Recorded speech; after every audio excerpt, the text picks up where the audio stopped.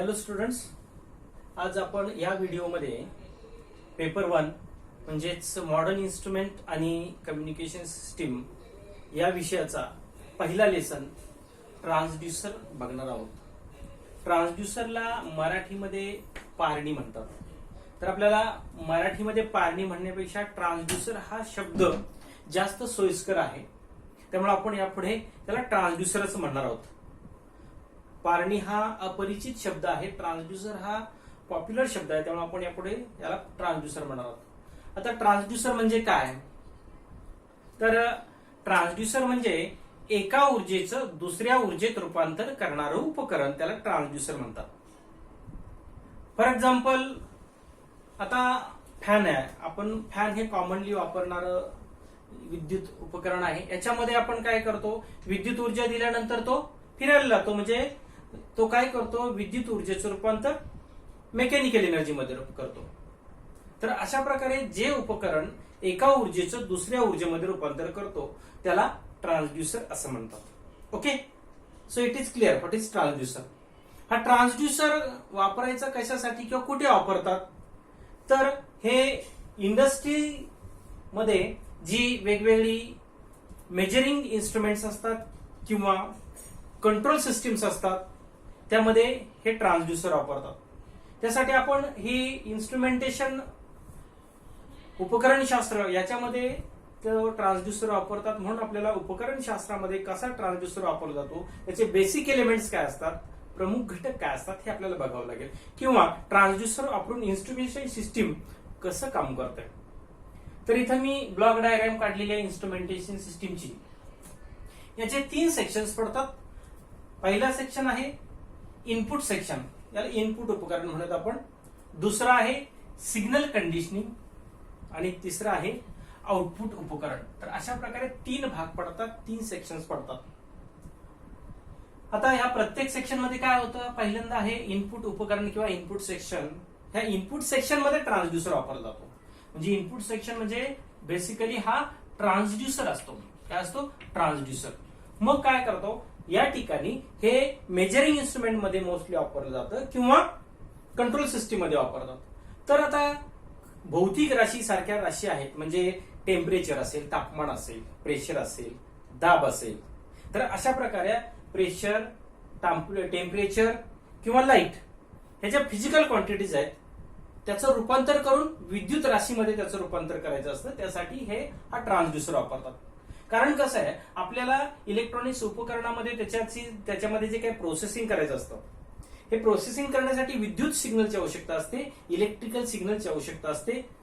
आणि म्हणून आपल्याला हा विद्युत सिग्नल मिळवण्यासाठी या ठिकाणी इनपुट उपकरण म्हणून ट्रान्सड्यूसर वापरावा लागतो. या ट्रान्सड्यूसरच्या साहाय्याने आपण जी काही मोजमापाची राशी दिलेली असते त्याला मेजरंट म्हणतात. हे मेजरंट मग हे टेम्परेचर असेल किंवा दाब म्हणजे प्रेशर असेल किंवा लाईट असेल, ही जी फिजिकल क्वांटिटी आहे, भौतिक राशी आहे, ती ह्या उपकरणाला, इनपुट उपकरणाला म्हणजे ट्रान्सड्यूसरला दिली जाते.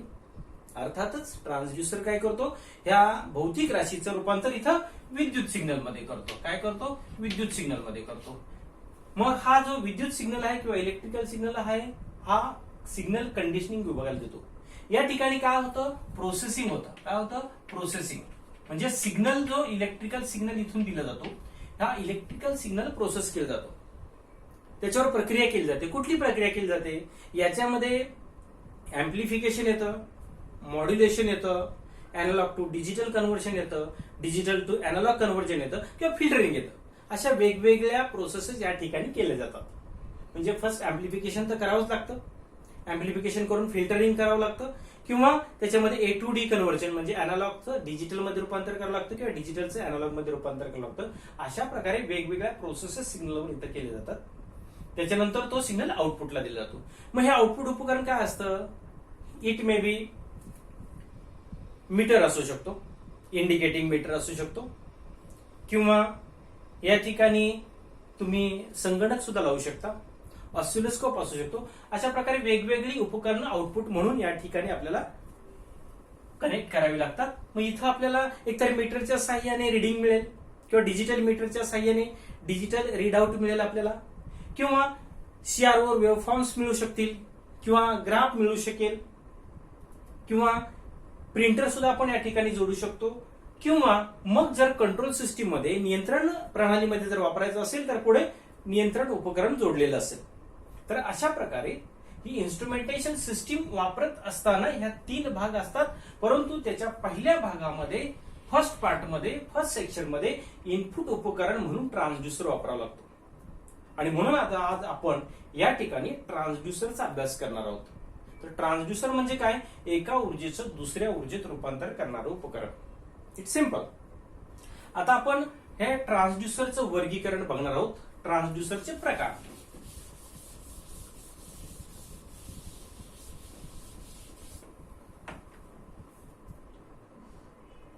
Classification of transducer.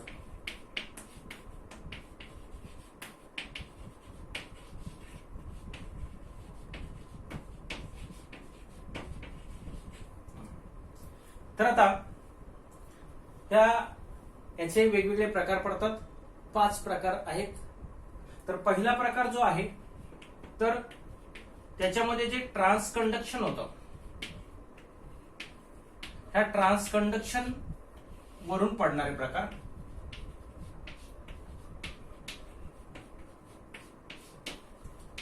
हे 3 प्रकार आहेत ट्रान्सकंडक्शन वरून पडणारे प्रकार. एक आहे रेझिस्टिव्ह ट्रान्सड्यूसर,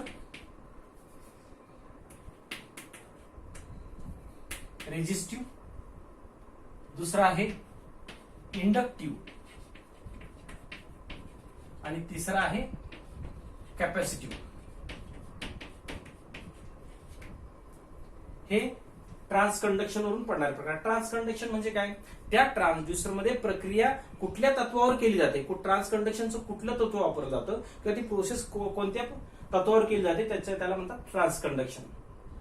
त्याच्यानंतर दुसरा जो प्रकार आहे तो प्रायमरी किंवा याला प्राथमिक म्हणतात मराठीमध्ये. प्राथमिक व दुय्यम ट्रान्सड्यूसर.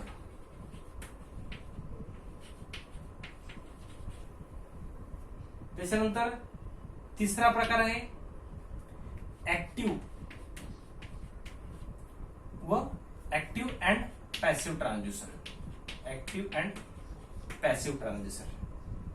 ऍक्टिव्ह म्हणजे काय? त्याला म्हणतात कार्यक्षम व निष्क्रिय. कार्यक्षम आणि निष्क्रिय ट्रान्सड्यूसर. त्याच्यानंतर चौथा प्रकार आहे अॅनालॉग व डिजिटल ट्रान्सड्यूसर.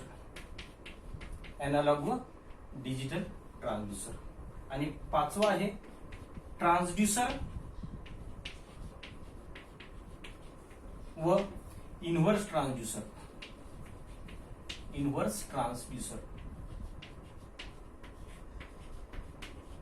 तर अशा प्रकारे सर्वसाधारण त्याचे प्रकार पडतात. आता 1 बाय 1 आपण बघणार आहोत.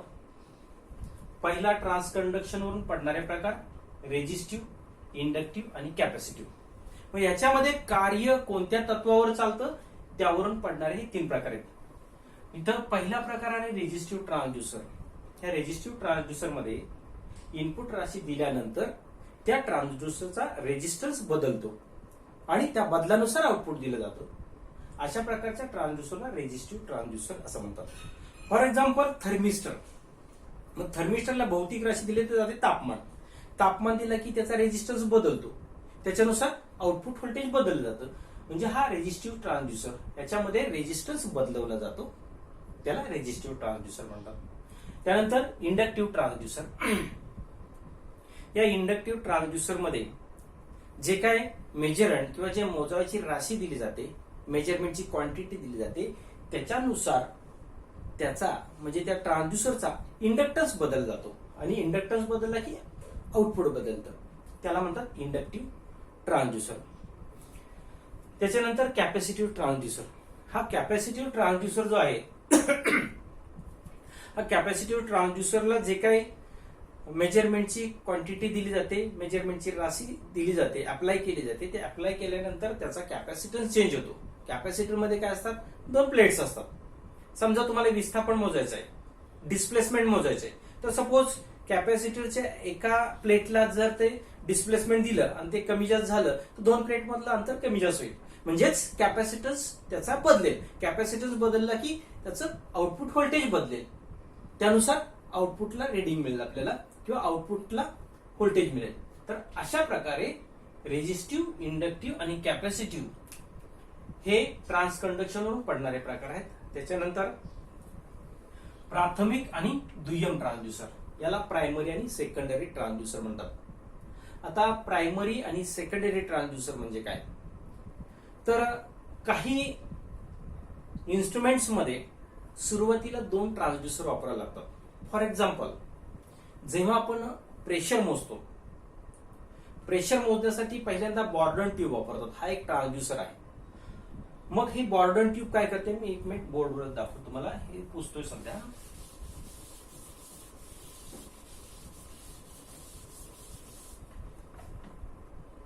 सपोज ही आहे बॉर्डन ट्यूब. मग बॉर्डन ट्यूब म्हणजे या ठिकाणी इथं प्रेशर दिलं जातं, म्हणजे दाब दिला जातो. दाब दिल्यानंतर इथं या जे काय बॉर्डन ट्यूबचं हे एंड आहे हे मागे पुढं किंवा त्याचं डिस्प्लेसमेंट होतं. मग हे डिस्प्लेसमेंट पुढे पुलीद्वारे, ही पुली आहे, ही कॉर्ड आहे, कॉर्डद्वारे इथं कोरला दिलं जातं आणि इथं मग एलव्हीडीटी ट्रान्सफॉर्मर असतो, म्हणजे एक प्रकारचा ट्रान्सफॉर्मर असतो.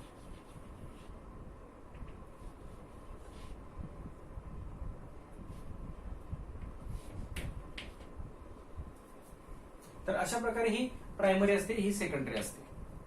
मग हा जे बॉर्डन ट्यूब काय करते, इथं दिलेला जो काय प्रेशर आहे त्या प्रेशरचं रूपांतर डिस्प्लेसमेंट मध्ये करते. त्याच्यानुसार ही जी काय कोर आहे, मेटल कोर, आयर्न कोर असते, हे आयर्न कोर खालीवर होते आणि ही जेव्हा खालीवर होते त्यावेळेस हा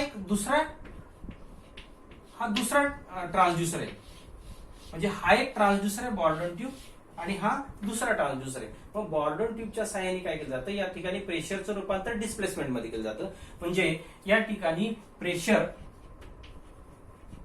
रूपांतर मेकॅनिकल एनर्जी मध्ये केलं जातं. काय केलं जातं, प्रेशरचं रूपांतर मेकॅनिकल एनर्जी मध्ये केलं जातं, म्हणजे या ठिकाणी डिस्प्लेसमेंट मध्ये केलं जातं.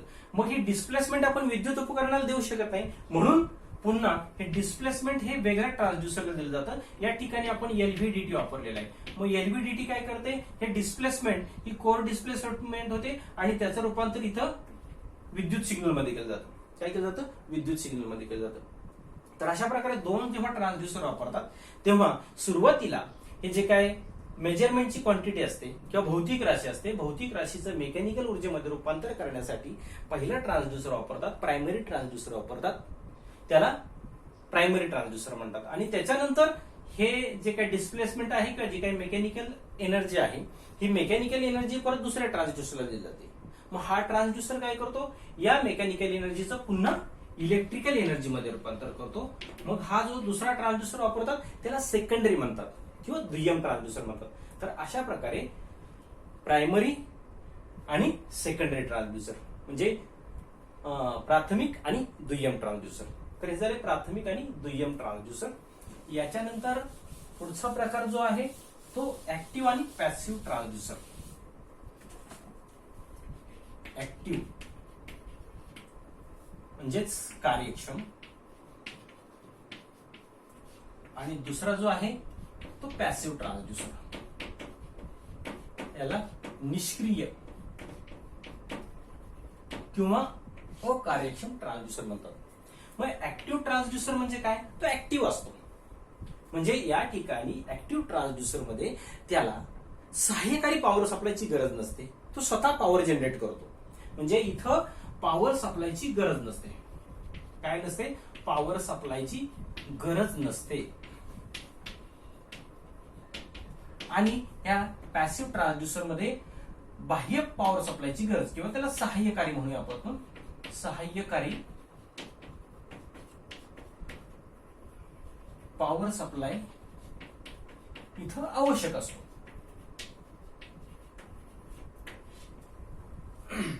तर अशा प्रकारे ज्या पॉवर सप्लाय मध्ये बाहेरच्या पॉवरची गरज नसते त्याला ऍक्टिव्ह म्हणतात आणि ज्याच्यामध्ये पॉवर सप्लायची आवश्यकता असते त्याला पॅसिव्ह ट्रान्सड्युसर म्हणतात.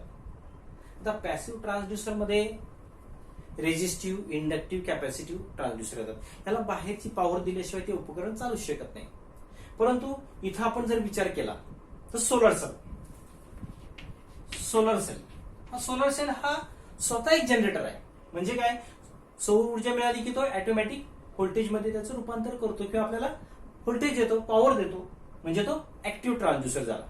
ओके, तर अशा प्रकारे जे ट्रान्सड्युसर पॉवर स्वतः जनरेट करतात किंवा ज्याला पॉवरची आवश्यकता नसते त्याला ऍक्टिव्ह ट्रान्सड्युसर म्हणतात. आणि पॅसिव्ह ट्रान्सड्युसर म्हणजे काय, ज्याला सहाय्यकारी पॉवर सप्लायची आवश्यकता असते त्याला पॅसिव्ह ट्रान्सड्युसर म्हणतात. ऍक्टिव्हचं उदाहरण आहे सोलर सेल. इथं रेजिस्टिव्ह, इंडक्टिव्ह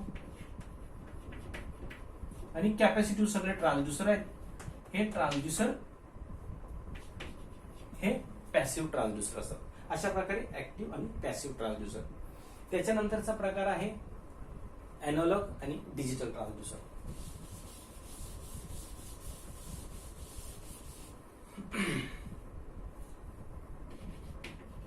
अॅनालॉग व डिजिटल ट्रान्सड्युसर.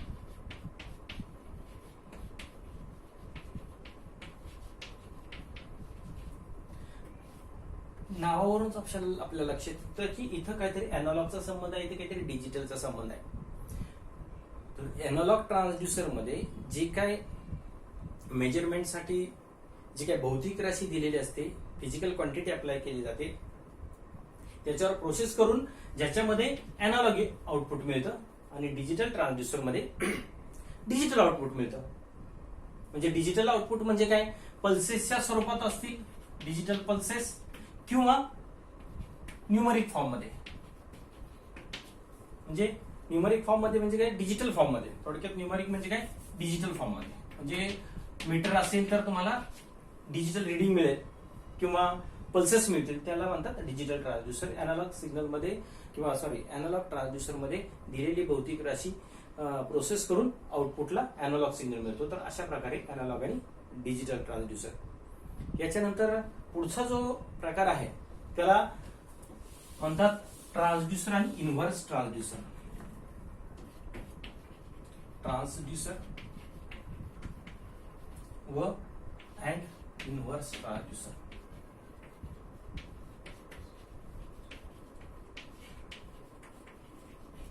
ट्रान्सड्युसर आणि इन्व्हर्स ट्रान्सड्युसर.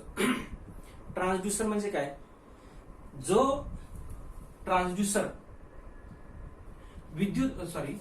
कोणत्याही फिजिकल क्वांटिटीचं, भौतिक राशींचं रूपांतर विद्युत राशींमध्ये करतो किंवा विद्युत सिग्नल मध्ये करतो. म्हणजे या ठिकाणी काय होतं, आपल्याला इलेक्ट्रिकल सिग्नल मिळतो. म्हणजे या ठिकाणी फिजिकल क्वांटिटीज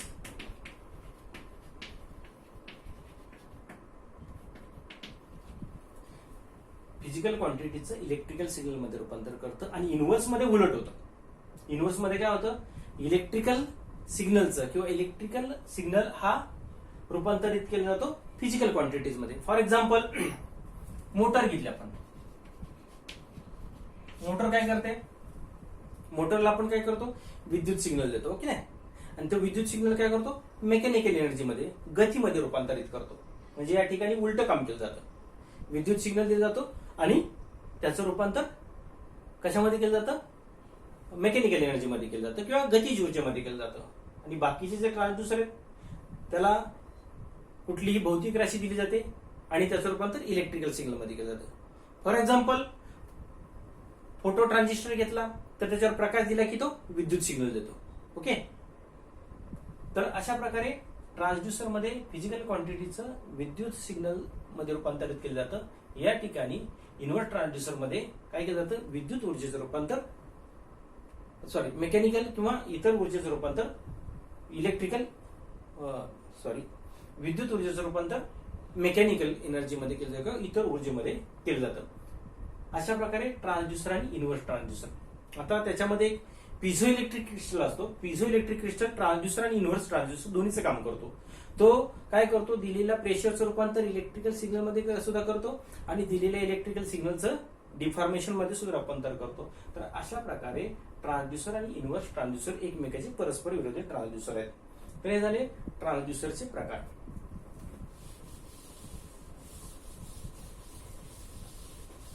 याच्यानंतर आपण बघणार आहोत ट्रान्सड्यूसरची निवड कशी करायची, म्हणजे सिलेक्शन ऑफ ट्रान्सड्यूसर, म्हणजे ट्रान्सड्यूसरची निवड.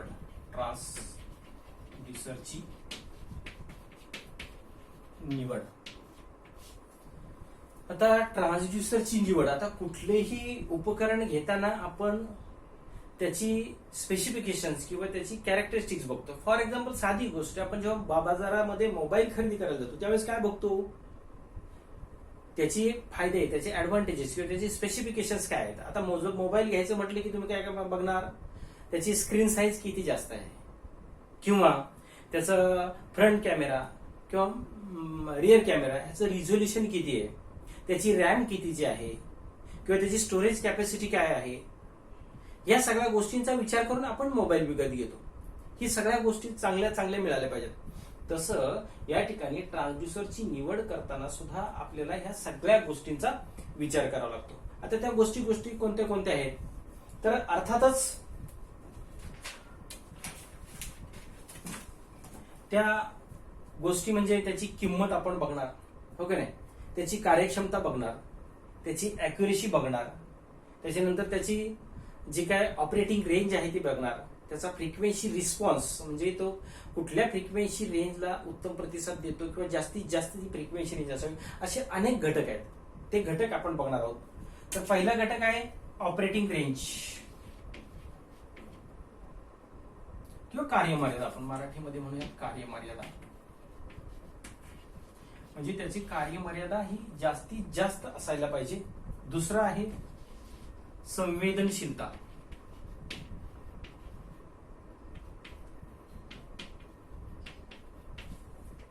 त्याला इंग्लिश मध्ये म्हणतात सेन्सिटिव्हिटी.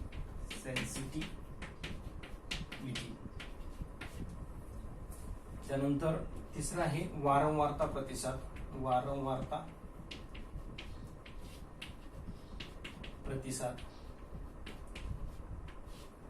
त्यानंतर चौथा आहे अॅक्युरेसी म्हणजे अचूकता. ओके. त्यानंतर तो पाचवा आहे वातावरणाचा परिणाम.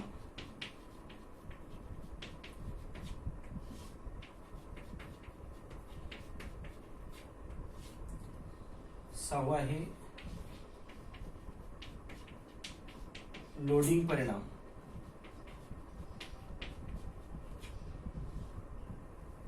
त्यानंतर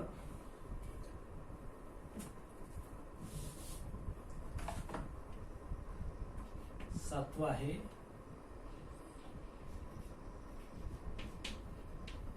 कमी व्होल्टेजची आवश्यकता.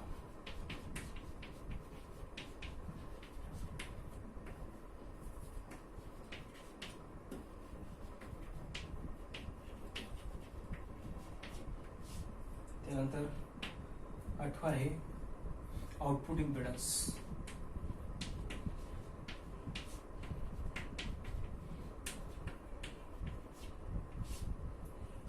त्यानंतर नववा आहे त्याची विश्वासार्हता.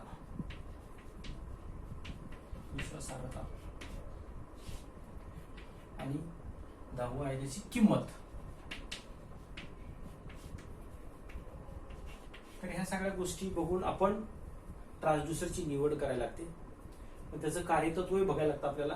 म्हणजे ते कार्यमर्यादा चांगली असायला पाहिजे, संवेदनशीलता त्याची चांगली असायला पाहिजे. संवेदनशीलता म्हणजे काय, तर त्याला जो दिलेलं जे काही इलेक्ट्रिकल क्वांटिटी असेल किंवा मेकॅनिकल क्वांटिटी असेल किंवा कुठलीही क्वांटिटी असेल, तर तो छोट्या छोट्या बदलाला सुद्धा किंवा छोट्या छोट्या क्वांटिटीला सुद्धा त्याचा प्रतिसाद चांगला मिळाला पाहिजे. वारंवारता प्रतिसाद म्हणजे ट्रान्सड्यूसरला सिग्नल दिल्यानंतर त्याची जी फ्रिक्वेन्सी असते ती फ्रिक्वेन्सी रेंज जास्तीत जास्त मोठी असली पाहिजे. त्या फ्रिक्वेन्सी रेंजला त्याचं आउटपुट हे एक समान मिळालं पाहिजे, असं बदलतं नको यायला. त्याला म्हणतात वारंवारता प्रतिसाद उत्तम असायला पाहिजे. तर अर्थातच तो ॲक्युरेट रिडिंग द्यायला पाहिजे, त्याची अचूकता चांगली असायला पाहिजे. त्याच्यानंतर त्याच्यावर कुठल्याही वातावरणाचा म्हणजे त्याचं प्रेशर असेल, टेम्परेचर असेल, ह्युमिडिटी असेल, हे वेगवेगळे घटक वातावरणातले इन्स्ट्रुमेंटवर परिणाम करतात. पण ट्रान्सड्युसरवर अशा प्रकारे तो कोणत्याही वातावरणात काम करावा म्हणून तो चांगल्या पद्धतीने डिझाईन केलेला असावा आणि तो कुठल्याही वातावरणात काम करू शकला पाहिजे असा असावा. नंतर लोडिंग परिणाम म्हणजे त्याला किती लोड दिला तरी त्याच्या कार्यावर काही परिणाम होऊ नये ह्याचा सुद्धा आपल्याला विचार करावा लागतो. अर्थातच आपण कधीही पॉवर कन्झम्पशनचा विचार करतो, कमीत कमी पॉवर लागावी, तसं कमीत कमी व्होल्टेज त्याला रिक्वायर्ड असावं, ते ऑपरेट होण्यासाठी कमीत कमी व्होल्टेजची आवश्यकता असली पाहिजे, हेही आपल्याला बघायला लागतं. त्याच्यानंतर त्याचा आउटपुट इम्पिडन्स कमी असला पाहिजे आणि त्याची विश्वासार्हता म्हणजे त्याची रिलायबिलिटी म्हणजे तो कधीही अचूक आणि कमी त्रुटी असलेला रिझल्ट द्यायला पाहिजे, अशा प्रकारे तो काम करणार असायला पाहिजे. आणि सर्वात महत्वाचं म्हणजे आपण कुठलंही गॅजेट घेताना, कुठलीही वस्तू घेताना, कुठलंही इलेक्ट्रॉनिक्सचं उपकरण घेताना त्याच्या किमतीचा विचार करतो. कम्पॅरेटिव्हली त्याची किंमत कमी असायला पाहिजे. तर अशा प्रकारे कॉमन काही गोष्टी आहेत की ज्याचा आपण विचार करतो. ह्या गोष्टी आहेत की त्या गोष्टी कुठल्याही ट्रान्सड्युसरची निवड करताना साधारण ह्या गोष्टी पाहिल्या जातात. ओके, तर अशा प्रकारे हा ट्रान्सड्युसरची निवड करताना ह्या गोष्टीचा विचार करायचा. तर अशा प्रकारे आपण ट्रान्सड्युसर या ठिकाणी पाहिला. ट्रान्सड्युसर म्हणजे काय, जो उपकरण एका ऊर्जेचं दुसऱ्या ऊर्जेत रूपांतर करतं त्याला ट्रान्सड्युसर म्हणतात. आणि ट्रान्सड्युसर कुठे वापरतात, इन्स्ट्रुमेंटेशन सिस्टीम मध्ये वापरतात. ते इनपुट उपकरण म्हणून वापरतात. म्हणजे इन्स्ट्रुमेंटेशन सिस्टीमचं कार्य आपण शॉर्ट मध्ये पाहिलेलं आहे. त्याच्यानंतर त्याचे प्रकार पाहिले आणि ही निवड करण्यासाठी कोणत्या घटकांची गरज असते ह्या गोष्टी आपण पाहिल्या आहेत. तर आज या व्हिडिओमध्ये आपण एवढ्याच गोष्टी बघणार आहोत. पुढच्या व्हिडिओमध्ये आपण ट्रान्सड्युसरचे वेगवेगळे प्रकारचं डिस्क्रिप्शन किंवा सविस्तर बघणार आहोत. ओके, तर आज या ठिकाणी इथं आपण थांबतोय. याच्यानंतर पुढच्या व्हिडिओमध्ये ट्रान्सड्युसरचे वेगवेगळे प्रकार, त्याचं डिझाईन, त्याची कन्स्ट्रक्शन आणि त्याचं कार्य बघणार आहोत. Okay, thank you.